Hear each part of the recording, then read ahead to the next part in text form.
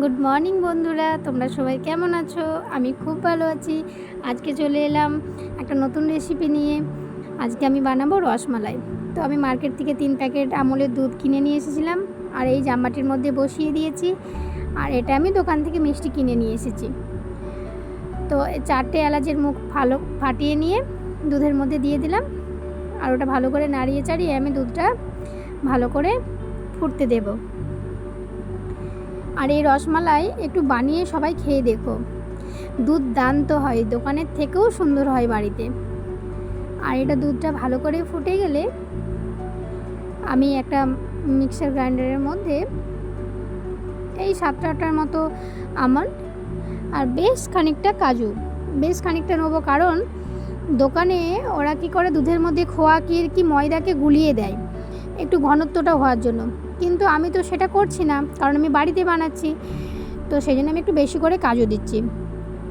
কাজুটা দেওয়ার কারণ যাতে দুধটা যত পাতলা থাকবে, তো আর ওটা যত কাজু মুখে পড়বে খেতে খুব সুন্দর লাগবে, দুর্দান্ত লাগবে।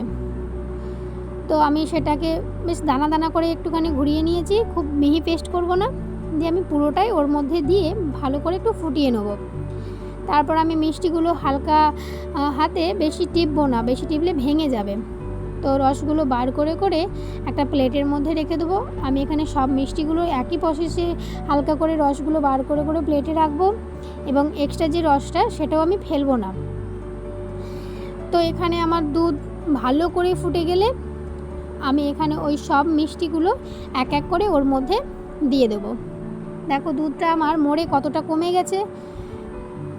তারপর আমি ওই রসটা ওর মধ্যে দিয়ে দেবো। যারা কম মিষ্টি খাও তাদের বেশি মিষ্টি দেওয়ার আর দরকার নেই, কিন্তু আমি একটু বেশি মিষ্টি পছন্দ করি, তাই আমি 2 থেকে 3 চামচ এর মধ্যে একটু চিনি অ্যাড করব।